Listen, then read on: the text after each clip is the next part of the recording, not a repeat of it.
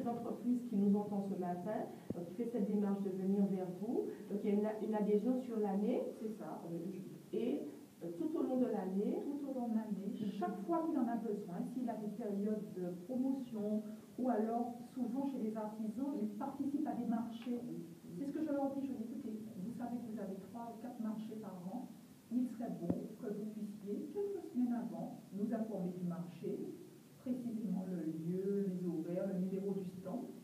Et comme ça, des photos de vos produits, nos lecteurs savent où venir vous chercher. En fait, c'est ça la com. Ouais, ben, c'est parlant, c'est alléchant même, dirons-nous. Alors, maintenant, évidemment, comme tout bon chef d'entreprise qui se respecte, quand il investit ou quand il rentre dans une démarche, il attend un résultat, un bénéfice derrière. Alors, évidemment, quand on parle du web, c'est le fait que ce soit ouvert effectivement sur le monde entier. Est-ce que vous avez une idée de comment votre site est visité? Est-ce que c'est un site qui est très fréquenté? Est-ce qu'il est, quel retour vous avez des chefs d'entreprise? Alors, on va débuter par le retour des chefs d'entreprise. Il est immédiat. Il est immédiat et il est permanent. C'est-à-dire que régulièrement, ils nous rappellent en nous disant le prix de l'adhésion, cette semaine, j'ai vendu et je me suis remboursé l'adhésion. C'est extraordinaire, le retour est immédiat. Et puis, ils se rendent bien compte qu'ils sont visibles. On revient, on leur dit, j'ai vu un truc, comment tu as fait, j'ai vu sur tel truc. Alors, parce qu'une fois que vous êtes sur le web, les pages sont, comment peut-on dire ça, elles vont circuler, quoi. Les formations circulent de façon continue et dans de multiples canaux. Donc, le retour des commerçants, des artisans est vraiment immédiat. Et puis, on a aussi un autre retour qui est qu'on a à peu près 12 000 pages lues par jour. Et c'est beaucoup. Et puis, la durée de 2 minutes. Ouais, 1 minute 8 et tout, ça veut dire qu'ils lisent. Ils prennent le temps de lire en moyenne 2 pages. Ils ne passent pas, ils ne sautent pas, mais ils prennent le temps de s'arrêter. C'est intéressant. Donc, vous pouvez mesurer effectivement l'efficacité du portail. Vous-même, est-ce que vous allez à la rencontre des entreprises? Est-ce que vous entendez parler d'une entreprise, mais peut-être qu'il n'a pas entendu parler de vous? Est-ce que vous allez...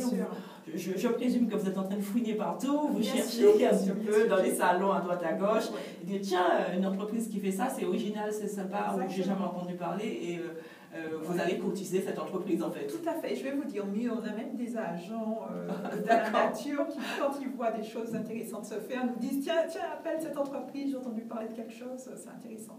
Et en fait, c'est cette grande intelligence commune qu'il faut qu'on apprenne à organiser. Tout à fait. Voilà. Donc voilà. Est-ce que, en revanche, est-ce que vous avez une cible pour certaines entreprises ou bien non, mais en fait, quel type d'entreprise on retrouve le plus souvent, plus fréquemment sur Terre Locale? C'est tellement varié. Alors, on a beaucoup d'artisans, justement, peut-être que ça va... On a des artisans, on a des glaciers. Voilà. Quand vous parlez d'artisans, donc on va jouer vraiment le candidat, en l'occurrence, pour nos auditeurs. L'artisan, c'est le potier, par exemple. Voilà, ça peut être le potier. Ça peut être le potier, qui a une démarche, qui a bien compris qu'aujourd'hui, il faut qu'il soit visible.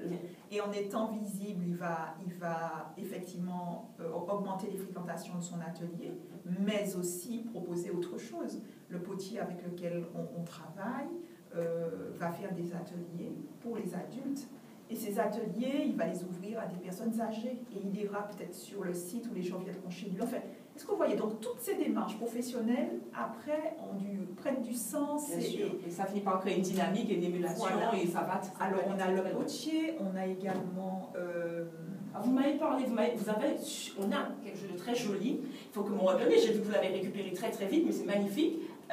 Un très très beau stylo, il est quasiment luxueux. Il n'est pas quasiment luxueux, c'est un bijou. D'accord. C'est un bijou. J'enlève le quasiment. Il est luxueux, c'est vrai qu'il est luxueux. Et vous me dites que ça, c'est de la création, de la conception locale? Alors voilà, je vais vous expliquer l'histoire de ce magnifique stylo. C'est un ingénieur. Alors l'histoire est racontée bien sûr sur Terre Locale. Si vous voulez y aller, www.toutcoller-terrelocale.net. C'est un ingénieur martiniquais qui travaille dans une grosse structure au sud de l'île, qui a une passion pour le bois, une véritable passion. Pour le bois. Il aime le bois, il a des bouts de bois, des bûches sur son bureau, il aime le bois.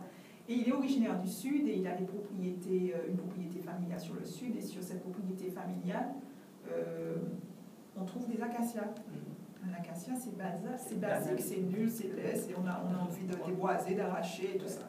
Et lui, il s'intéresse à l'acacia quand l'acacia est très âgé, quand il est presque mort. En fait, en plus, je trouve que la démarche est totalement écologique. Écologique en plus. Donc, il ramasse ses branches d'acacia, il les coupe, il les usine, il les taille et il les regarde vieillir. Et en fait, on se rend compte que tout ce que vous voyez sur ce c'est dommage qu'on n'ait pas l'image, ouais, mais bon, ça viendra toutes bientôt. Toutes ces veines, en fait, c'est les épines d'acacia qui sont contraintes par l'aridité du sol, par l'argile du sol, de réagir. En fait, le bois est totalement blessé. Voilà. Et chaque stylo, donc il récupère, il les fait sécher, il les travaille, et il en fait donc des pièces